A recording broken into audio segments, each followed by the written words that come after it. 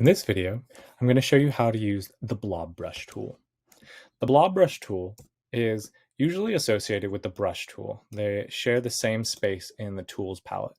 The brush tool is quick button B, and the Blob brush tool is quick button Shift B. At first glance, they often seem very similar. But as we can see, I'm going to draw with the brush tool, and I'm going to fill in this area. And much like most programs, we can use the bracket keys to make the brush bigger. I'm going to fill in this simple bowl-like shape. And then I'm going to switch over to the Blob brush tool, and I'm going to do the same sort of thing, filling in a simple bowl-like shape. Now, as I look at these two things, they look pretty much the same. But when I go into their actual construction, I'm going to highlight both of them. You can see that the shape on the left that was built with the brush tool has a whole bunch of different paths, whereas the shape on the right only has the path on the outside. This is very convenient because the shape on the right is one solid shape. And so if I decide to change the interior color, as well as to change the stroke, notice that I can, it registers it as a shape. Whereas if I try to change the colors and shapes of the brush tool, notice that it only has an outline, it only has the stroke, and I can change the stroke and that kind of changes it. But if I try to change the fill, it becomes kind of something else.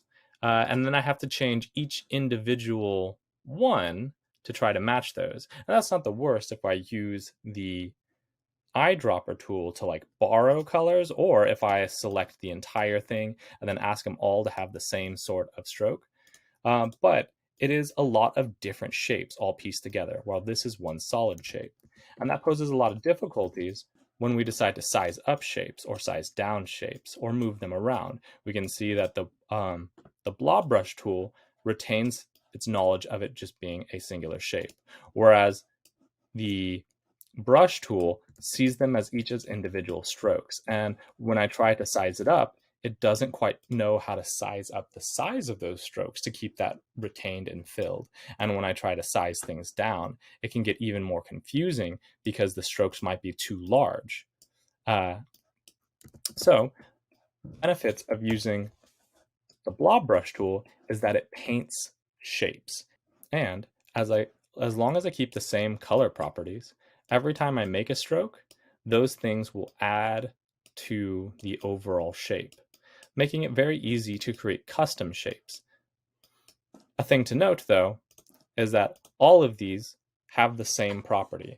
It was going with the stroke being that outside yellow design. So you can see I've clicked off of it, I've clicked back on, I've made sure that the stroke is that same yellow, and as I click onto this, it starts to, again, build and register as this one whole design. But if I click off of this, I change my color to we'll say just slightly a different shade of yellow. When I start painting onto this, it's not going to register all of those together. But that's not so bad, because we can use tools like the Pathfinder's tools to combine those together in a later thing, in a way that the brush tool won't actually work with.